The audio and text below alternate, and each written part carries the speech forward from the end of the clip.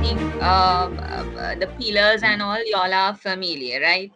The CMA, the qualifications. I'm not going to elaborate on the pillars where the subject is coming from as such. So obviously it comes under the business management stream. This is a qualitative area that we are going to focus on. The subject is a core subject which has basically three components. The three components of this subject are the corporate governance mechanisms, control strategy, and ethics. Right. So the syllabus weightage for this particular three pillars: 40% for corporate governance, and 40% for control strategy, and 20% for ethics. So under corporate governance, we'll be discussing how corporate governance is practiced in an organizational context, the theories, regulatory framework, corporate governance mechanisms, issues, and development of corporate governance within the corporate context. And with regard to control area, we will be going through audit and internal control mechanisms, right? And with regard to ethics, the ethical perspectives and principles in the contemporary business world, how it's exercised and all. So this is how your syllabus is structured. I mean, structured in the sense I'm not giving you the whole syllabus. These are the three main areas where we'll be studying. So if we take the whole course unit, the main learning objectives of this course unit, as you all can see, to discuss the concept of corporate governance, control strategy, ethics in the business environment, how it's practiced and all, right? Not only to learn the relevant theories and concepts, you have to be able to apply it to the practical context as well. Since I hope you are familiar with the paper structure I'll be taking you through in a while, right? So your paper will be structured in a case study model, right? So it's not the theory that's important, it's the application. And then we are going to evaluate the different corporate governance mechanisms, internal control systems, enterprise risk management systems, and how ethics is going to be important for today's business world, and issues arising related to corporate governance, controls, and ethics. So this is the syllabus weightage. When it comes to assessment, you will have a 3-hour paper, which will have part 1 and part 2, right? Part 1 will be contributing to 40 marks, which has a compulsory question, which is scenario based, actually, which is a case study type question. You'll have to apply the theory that you have learned, the concepts you have learned, according to the given scenario. So the plan is this. In the first part of the lecture series, I'll be taking you through the concepts of corporate governance.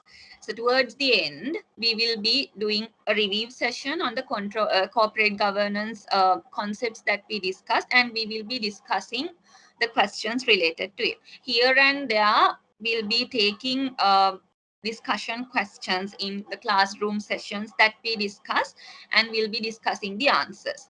Right. So once we are done with the corporate governance part, we will be moving to control. And then we'll be discussing the concepts related to control, and I'll be taking you through a review session where the case study type questions will be plugged in for you to apply the theories and the concepts that you learn for this particular area. And then after, the ethics.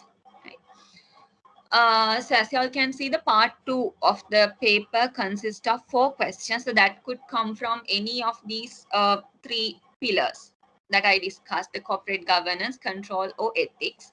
So you need to be thorough with all 3 pillars. And apart from the materials that I share with you, for additional knowledge, if you are interested, You can refer Bob Tricker's Corporate Governance Principles, Policies, and Practice book. So that is like the main textbook corporate governance academics use, right? It's a very explanatory material, very useful. And also with regard to ethics, there's another handbook of code of ethics for professional accountants, published by International Federation of Accountants, right? If you're interested, you can refer. I mean, those two are the additional learning materials for you, uh, for your further knowledge, right? So that's a bit about how your course is structured and how the evaluation is going to happen, right? I mean, right now I'm not going to share with you any pilot papers as such. I have them. We'll first get into the subject, right? And then time to time, let's take some pilot papers and see how we can answer the questions that they have asked. Any questions with regard to the syllabus structure, paper structure as such? So we are going to, like I said, the first part of our lecture series, right? So our lecture series will consist for around 60 hours, as I projected. So out of that, 40% you can calculate will be allocated to corporate governance, right? So this is the very first lesson with related to corporate governance area. So we are going to start off with the fundamentals. To know what corporate governance is, what is the concept, the fundamentals, right? So most of the concepts that we are going to discuss under this particular lesson will be repeated in the latter sessions as well. So you don't have to worry in case if we are not going to dig into the concepts in detail today, right? So we'll be, on surface, we are going to discuss the related concepts, and we are going to have an introduction to the subject today. So the fundamentals will be discussed.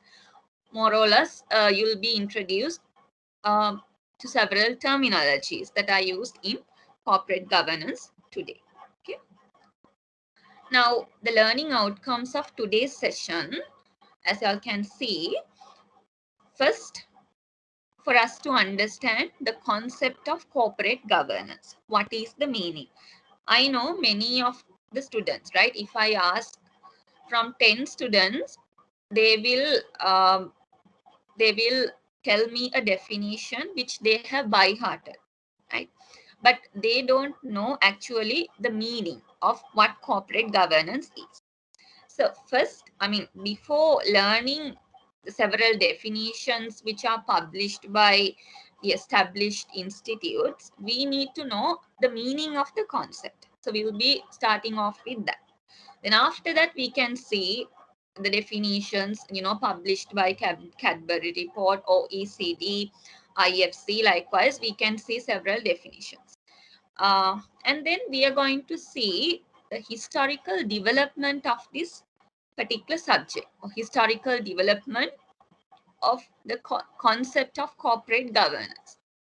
Because corporate governance was not a term which was there um, in ancient days. No, it was a term which was built by the fraternity, accounting and finance fraternity, right? So we are going to learn what are the evolutionary stages of this corporate governance and how it evolved through time to the state where it is now, right?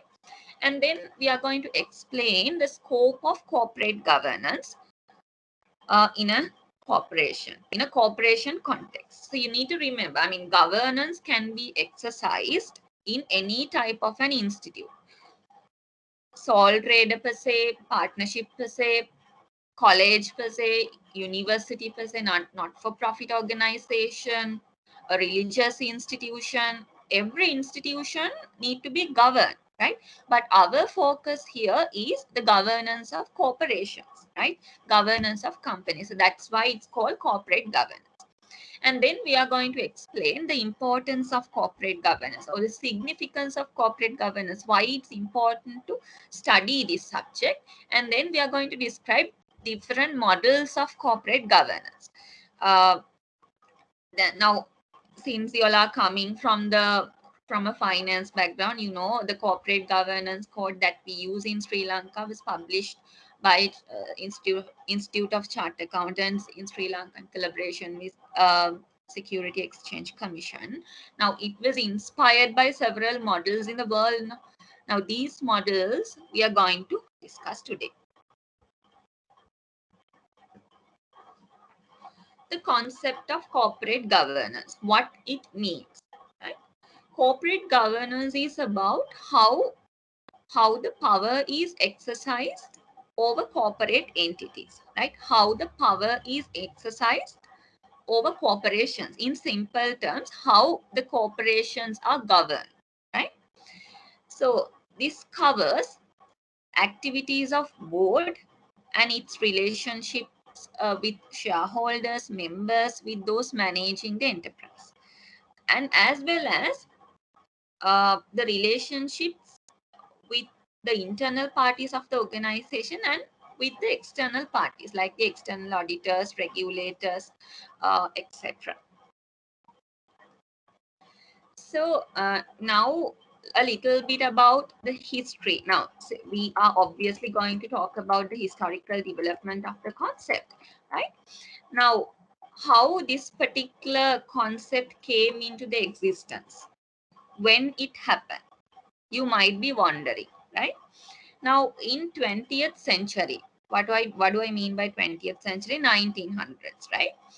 So 90s, like it's not 1990s. Before 2000, the period 1900 to 2000, that's the 20th century, where we could see the development of management thought, right? Formal body of management thought, where the management evolved. Management was the focal point in this time period. I'm not talking about today, I'm talking about 90s, right? So different organizational and management theories emerged, like the scientific management theory to administrative management theory to bureaucratic management theory to humanistic perspective to Japanese approach to excellence approach. Management evolved, right? uh, I mean, if I talk a little bit about the history with the industrial revolution, with the advancing economies and all, uh, the management played a vital role in a business. How a huge funds need to be managed in order to achieve the organizational goals, right? So these were the hot topics back in those days. But with the dawn of the 21st century, right, uh, there were massive corporate collapses in the world. I mean, more the prominent such collapses which contributed towards the prominence of this corporate governance concept would be the Enron scandal and the Robert Maxwell scandal. Have you all heard of these Enron scandal and Robert Maxwell scandals? I hope you have heard, right? Now, what happened in Enron? Now, Enron was an organization which was regarded as a corporate giant back in those days, um, which was into which was a giant corporation in United States of America, right? So, what really happened was this particular company was formed as a merger with another company back in those days. So if you are interested, you can read the case studies. I'm just giving you the summary here, what really happened and how it impacted towards the emergence and the prominence of this corporate governance concept. So the directors of the chief executives, actually chief executives of the Enron corporation, right, involved in off balance sheet financing. off balance sheet financing in the sense they disguised their losses, right, using certain corporate vehicles called specific entities. Those were those were not shown in their balance sheet. Actually, they what they did was they overstated their earnings, they overstated their assets, and understated their liabilities and understated their losses. So the company was actually making huge losses, but they pretended to their shareholders as if they are doing really well. So what the major factor that contributed towards the fall of the company was companies investing into video on demand market back in those days. Uh, so video on demand market went into its fall with the emergence of this dot-com bubble, right? So because of that, company had to incur huge losses. But what this company did, especially the CEO Jeffrey King and along with the CFO, right? And they took the support of their auditor as well. Auditor was Arthur Anderson, if you all are familiar. Now, they back in those days there were 5 big audit firms. No, now we have only 4. What are the 4 big audit firms? KPMG, EY, PwC, Deloitte, and Deloitte. Those are the 4 big firms. But back in those days, Arthur Anderson was one of those 5. So along along with the audit firm, what these chief executives did was they hid their losses in the deliberately formed corporate vehicles, and they understated their liabilities and losses, and artificially they uh, made their share prices to increase, right? But then all of a sudden, right, when this was revealed, right, the share price of the company from $90.75 to 0.26, which means 26 cents, right? A share which was worth 90.75, right, 90 and 75 cents, fell to 26 cents back in those days. So that was a huge call for corporate governance, because I mean the chief executives of the company along with the auditors, right? Auditors are considered as an independent party which is responsible to um, ensure that organizations financials are presented in a way where it would depict a fair and transparent view of the company. So this was a huge call towards the corporate governance development, because I mean the incident actually led to the suicide of one of the chief executives as well in the company, and it incurred a huge loss in the US history. And with regard to 2007 financial crisis, now if you all are familiar, that was due to that also started from United States of America with the collapse of the housing market, right? What really happened was in the late 90s, there the for Federal Reserves of their commercial banks, the interest rates were significantly reduced. So because of that, what banks did were banks offered loans to the customers, even to the subprime customers. Subprime customers are the customers who are risky, who, I mean, from whom it will be difficult for the company um, to recover the debt that is granted, right? So subprime customers are basically the less credit worthy customers, right? So the loans were offered to these customers as well back in those days. And that was a time period where the pricings of the houses were also very low. What these general public did was, since the banks granted loans at lower rates, right? Because banks wanted to grant loans at lower rates, and they took loans from the bank, and they invested in several assets, predominantly on houses, since house prices were low. But when time passed and came to 2007, housing market was not really doing well. House prices fell, and these subprime customers, right, they really struggled to repay their loans, and their houses, these assets were also difficult to sell at the uh, rate that will help them to recover their loan, right?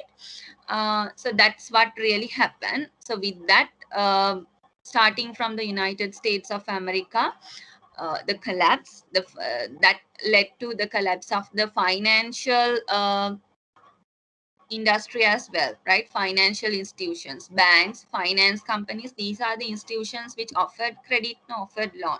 So that led to the collapses of these institutions, starting from United States of America to United Kingdom and to other countries as well. So all of these because of the poor governance structures of the organization, because it is the directors, right? It is the board of directors. Basically, when it comes to a corporation company, it is the board of directors which set the direction, right? It is the board of directors which formulate the policies and the strategies of the organization. So whatever the strategic decision that the company makes, it is their responsibility. So they need to be very forward looking when making the long term decisions for the company that will have detrimental effects in the future, right? So that's how the concept of corporate governance came into the prominence, especially with the fall of Enron and the recent developments due to the 2007 financial crisis.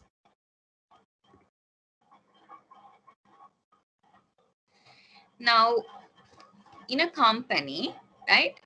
Now we are coming to the subject actually now, right?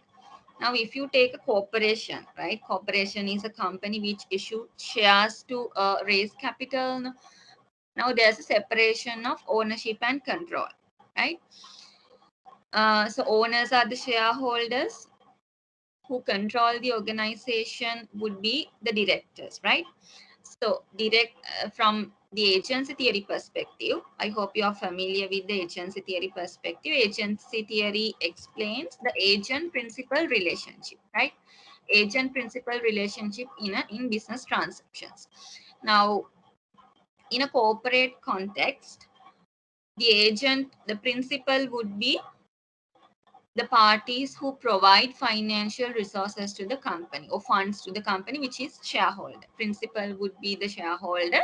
Agent of this relationship would be the directors. Actually, what happens is shareholders provide funds or resources to the organization, and it is the directors who are responsible to managing those funds in order to maximize the shareholder wealth.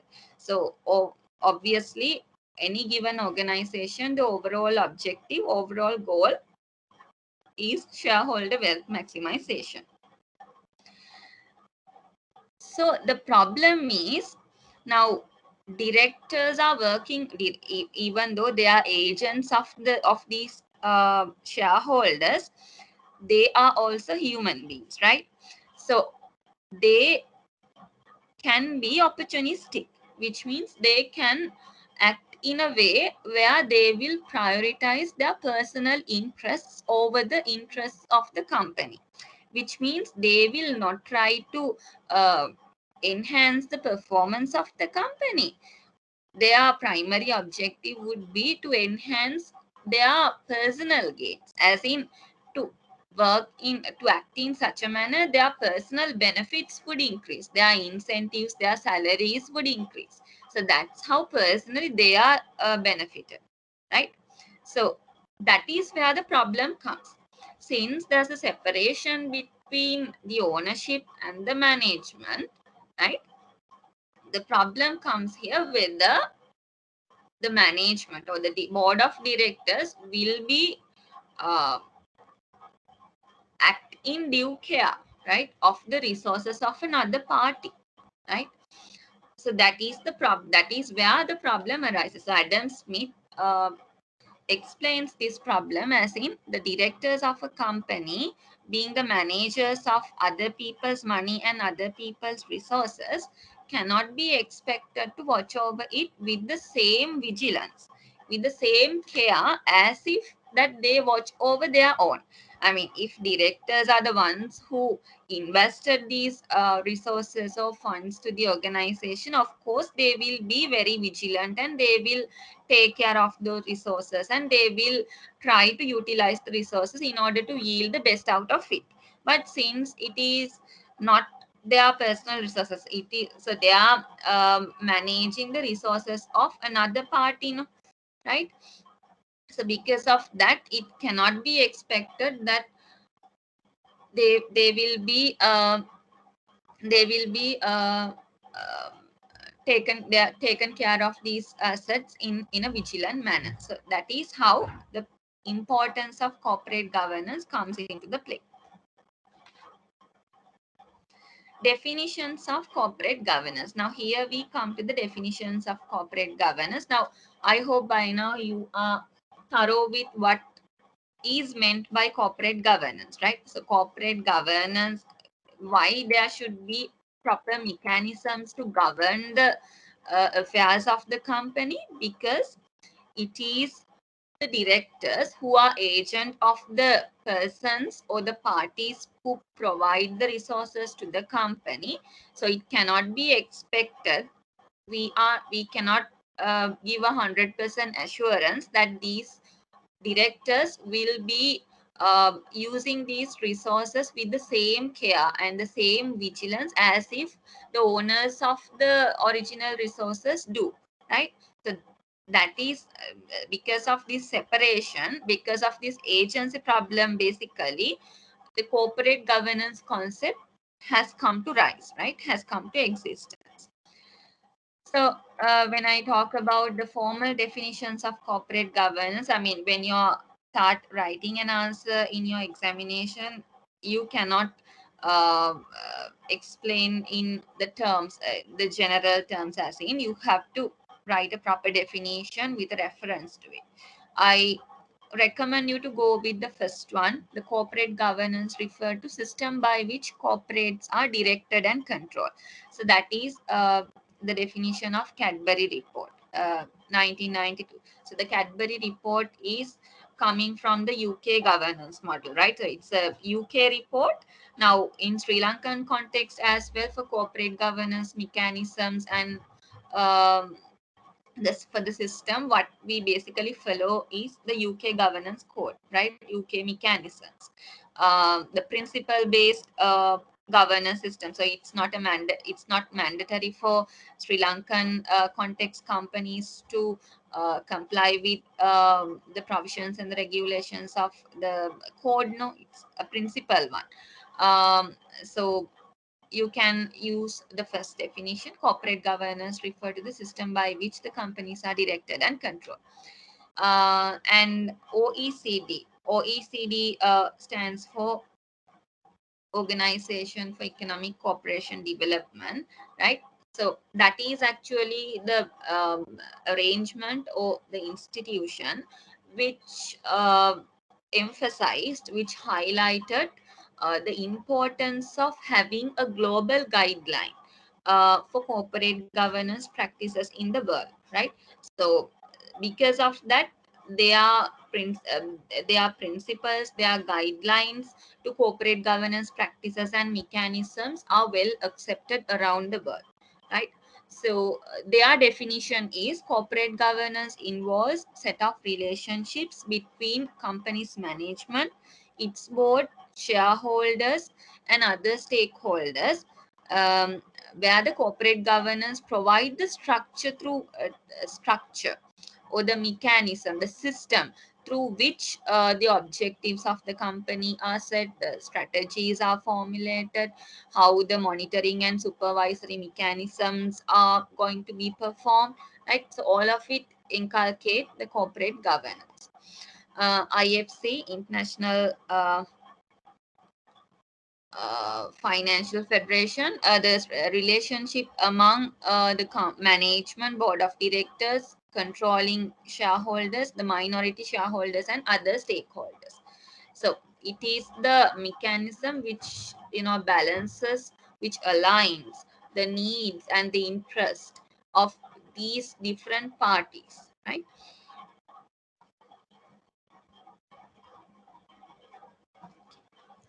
A small activity for you. I hope you know what management is, right? Obviously, both of you are managers, right? Both of you are working in capacity of managers, I know. But when it comes to a formal definition, what actually management is, I want you to differentiate corporate governance from management.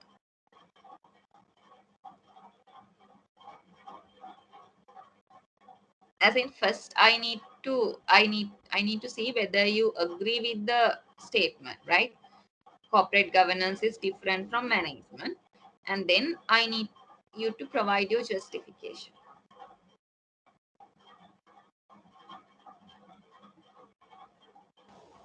Yeah, I agree with the statement. Uh-huh. Yes, and this is two different, and management is basically managing the all the resources in a way to achieve the objectives. That is, it's a functional management, Mm-hmm. and corporate management is vested with the top management, that is the board of directors, to ensure the fair and safe return for the investment. That is the the responsibility of the agents. That is, as we discussed, the shareholders, the directors, and the top management. I mean the CEOs and all. Okay. Okay, Manoj, what is your view on this? I think that corporate governance mainly establishing top level management and shareholders, and management is mainly used to manage all resources in the organization. Therefore, corporate governance is very uh, as a huge task in the organization to wealth maximization. I think this is the main difference of this concept. Okay. Okay, I mean, both of your understanding on these two concepts, that is correct, right? So let's see the difference, right? Now, this is the illustration actually that is used to differentiate between these two concepts: corporate governance and corporate management, or we can say executive management, right? So corporate governance basically uh, ensures that the organization is run well. Management is the function which runs the enterprise, as in, it is the corporate governance, or it is the board of directors, like you very correctly said, which formulate strategy, which set the direction, which set the policies, and all. They are the ones who set the direction in terms of strategies, policies, systems, controls, and all. So it is the management which execute it, which implement it, right?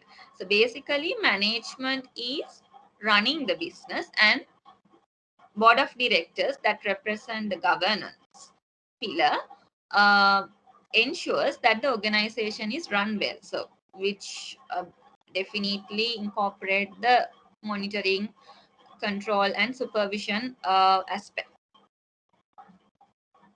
So, like you can see in the illustration, corporate governance is external focus. I mean, when formulating the strategies, when setting policies, the organization, the board of directors, or the governance structure, the governance, right? The governing body need to look at several aspects, as in they need to do an corporate appraisal, as in environmental analysis. They need to look at the macro variables, how the economy is doing, how the political factors are going to affect, right? So they might have to carry out the pest analysis, SWOT analysis. So likewise, corporate appraisals need to be carried out. So they